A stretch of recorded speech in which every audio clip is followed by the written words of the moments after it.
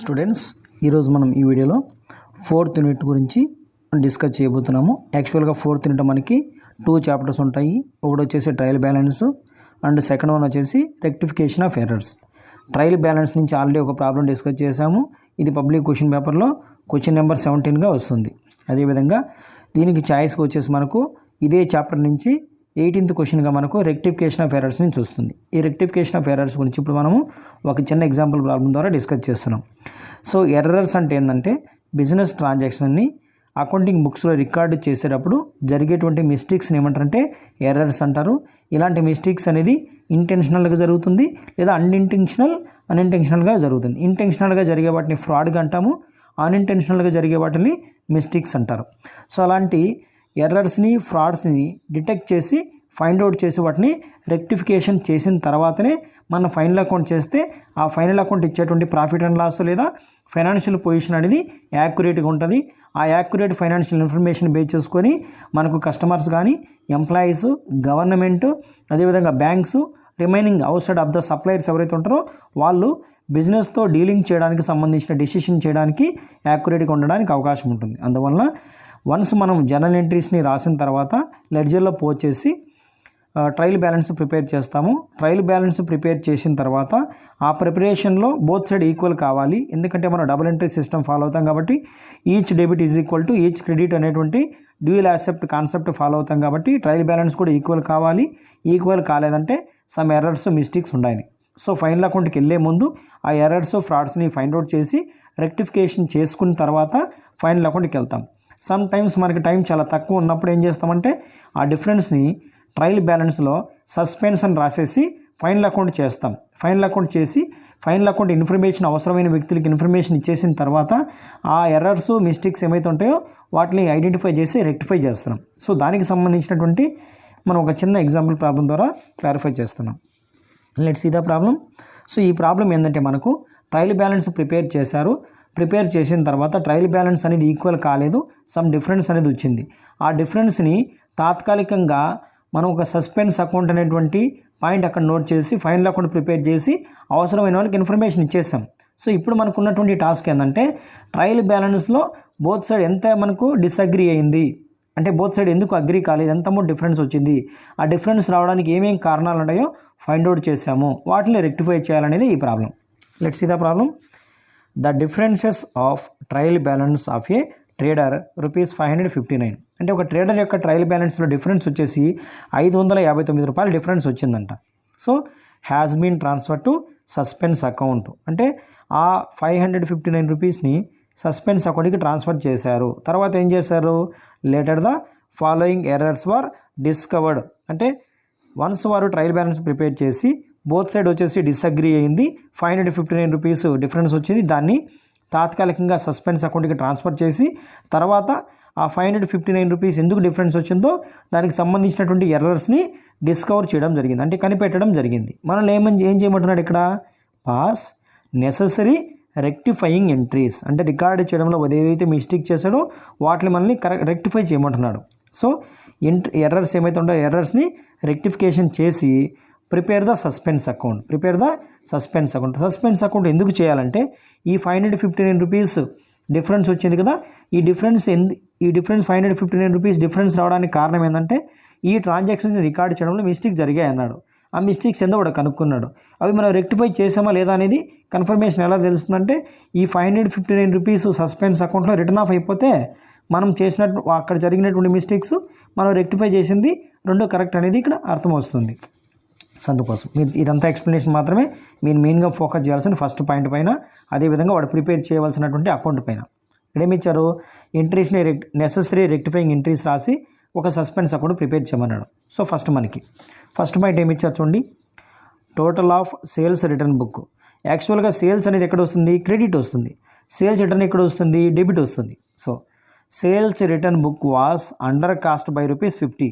Sales return బుక్ని ₹50 వచ్చేసి తక్కువ రాసినామంట.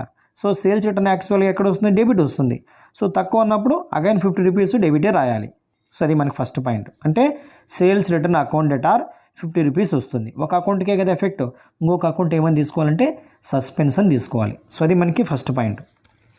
సెకండ్ పాయింట్ ఏమి ఇచ్చారంటే instead of crediting rupees 512 to Mohan account. Instead of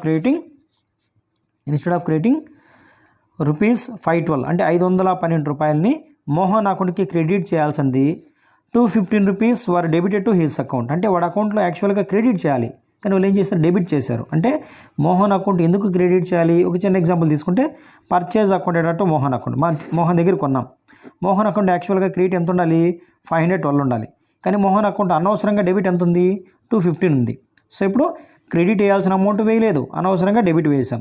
so ఈ 2 అమౌంట్ యాడ్ చేసి మోహన్ అకౌంట్ని క్రెడిట్ చేయాలి. సో అప్పుడు suspense account debtor to Mohan account అనేది వస్తుంది. అమౌంట్ వచ్చేసి 727 వస్తుంది. అంటే 512 215 ఈ రెండు కలిపి యాడ్ చేసి మోహన్ అకౌంట్కి క్రెడిట్ చేయాలి. ఇది second point.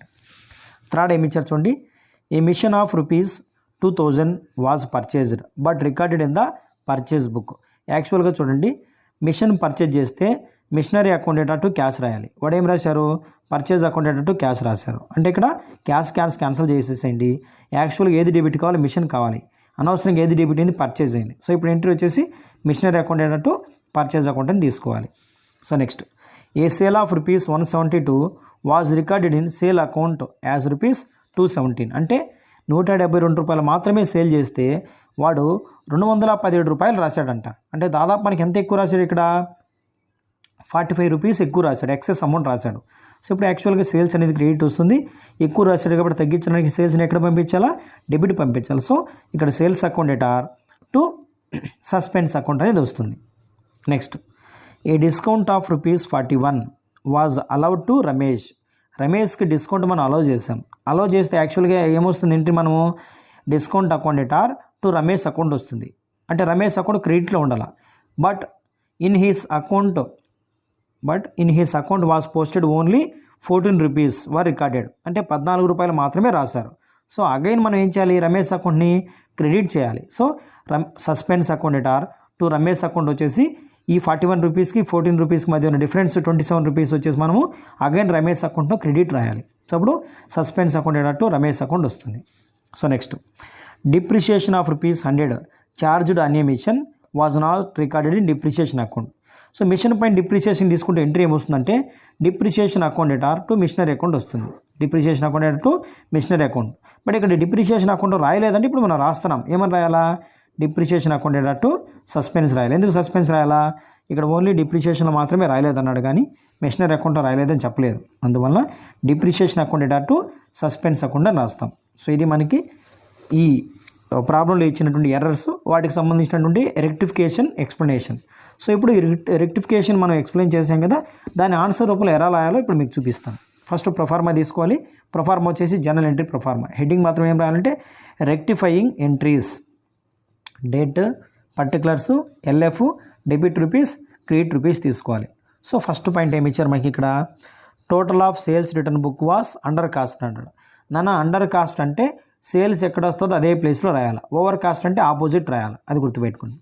Total of sales return book was under cast. Sales అనేది క్రెడిట్ వస్తుంది, సేల్స్ రిటర్న్ అనేది డెబిట్ వస్తుంది.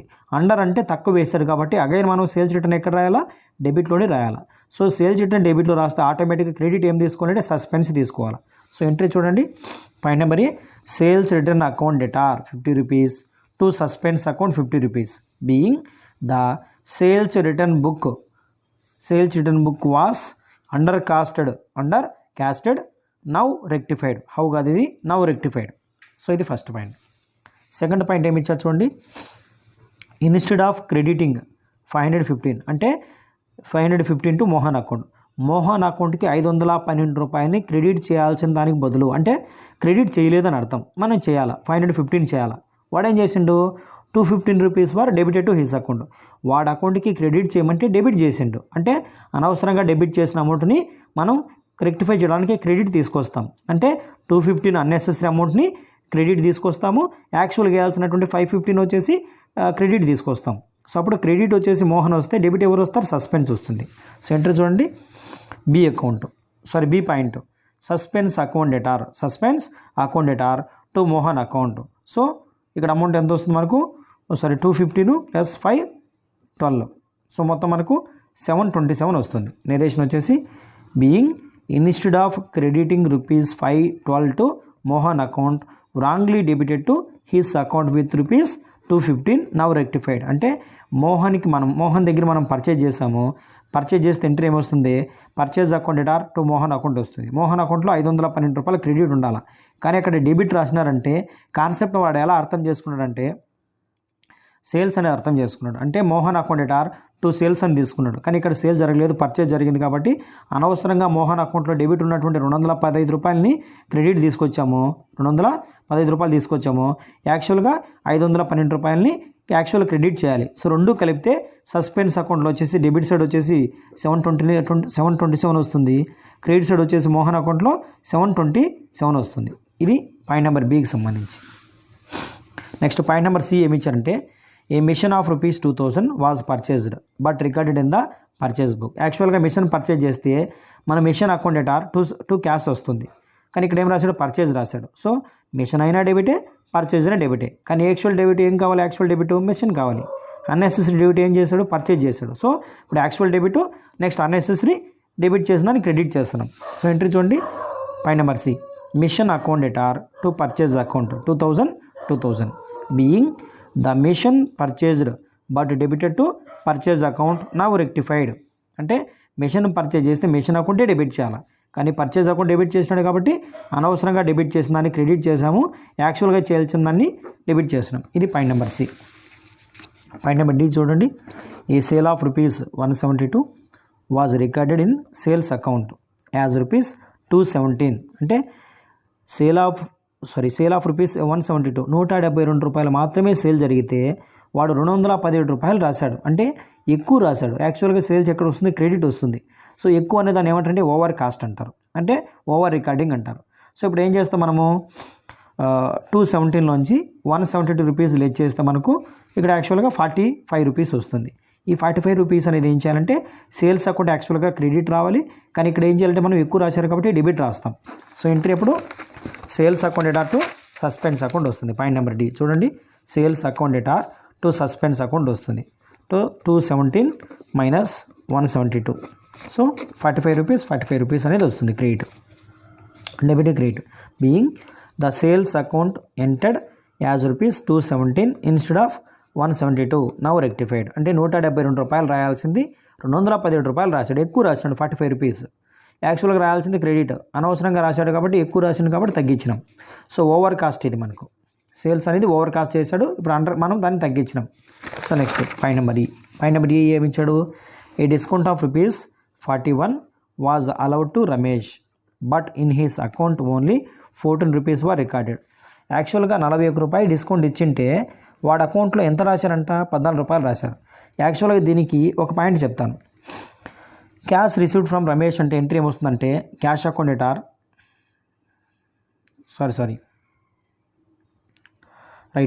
Cash account debtor discount account debtor to Ramesh account రావాలి. అంటే ఇక్కడ యాక్చువల్గా వాడికి డిస్కౌంట్ ఇచ్చాం, ₹41 డిస్కౌంట్ ఇచ్చినాం. కానీ వాడు అకౌంట్ ఎంత రాసినారంట, ₹14 మాత్రమే రాశారు. అంటే ఇక్కడ తక్కువ రాశారు కాబట్టి అగైన్ మనం ఏం చేస్తాము, ఎవరు ఇక్కడ ఇచ్చింది ఇక్కడ రమేష్ అకౌంట్ని అగైన్ క్రెడిట్ రాస్తాం. ఈ ₹41కి ₹14 మధ్య ఉన్న డిఫరెన్స్ని రమేష్ అకౌంట్ క్రెడిట్ రాస్తాము. డెబిట్ వచ్చేసి సస్పెన్స్ తీసుకుంటాం. So suspense account debtor to Ramesh account, suspense account debtor to point number E suspense account debtor to Ramesh account. So యాక్చువల్గా ఎంత ఉండాలి, 41 ఉండాలి. వాడు ₹14 మాత్రమే రాశాడు కాబట్టి డిఫరెన్స్ వచ్చేసి అగైన్ రమేష్ అకౌంట్కి క్రెడిట్ రాసినాం. సో ₹27 రాసాం. Next point number F, depreciation of ₹100 charged on a machine was not recorded in depreciation account. Depreciation తీసుకున్నాము, మిషనరీ అకౌంట్కి క్రెడిట్ చేయాలి, డిప్రిషియేషన్ డెబిట్ చేయాలి. కానీ ఇక్కడ మిషనరీ అకౌంట్కి రాశాడంట, డిప్రిషియేషన్లో రాయలేదంటే మనం రాయాలా. యాక్చువల్గా డిప్రిషియేషన్ ఎక్కడ వస్తుంది, డెబిట్ వస్తుంది. So depreciation account debtor to suspense account 100 being the depreciation on machinery not recorded in depreciation account now rectified. Depreciation charge చేసాము కానీ డిప్రిషియేషన్ అకౌంట్ రాయలేదు, ఇప్పుడు రాస్తున్నాం అనేది పాయింట్. సో ఇది గుర్తుపెట్టుకోండి. సో ఇక్కడ మనకి అంటే ఇక్కడ ఇచ్చినటువంటి ఎర్రర్స్ అన్నిటిని రెక్టిఫై చేసినామని మనం అనుకుంటున్నాం. రెక్టిఫై చేసింది మనం కూడా కరెక్ట్గా చేసినామా లేదా ఎలా చెక్ చేసుకోవాలంటే ఈ 559 రూపీస్తో సస్పెన్స్ అకౌంట్ ఓపెన్ చేసి ఇక్కడ ఇచ్చినటువంటి పాయింట్స్ అన్నిటినీ సస్పెన్స్ అకౌంట్కి ట్రాన్స్ఫర్ చేసి బోత్ సైడ్ క్యాలిక్యులేట్ చేస్తే ఈక్వల్ అయిందంటే మనం చేసిన అకౌంట్ కరెక్ట్ అని అర్థం. సో ఈ 559 రూపీస్తో సస్పెన్స్ అకౌంట్ ఓపెన్ చేస్తున్నాం. Suspense account ledger account debit credit particulars amount rupees. ఇక్కడ ఏమన్నాడు పాయింట్, ఇక్కడ the difference of trial balance of a trader rupees 559 has been transfer to suspense account.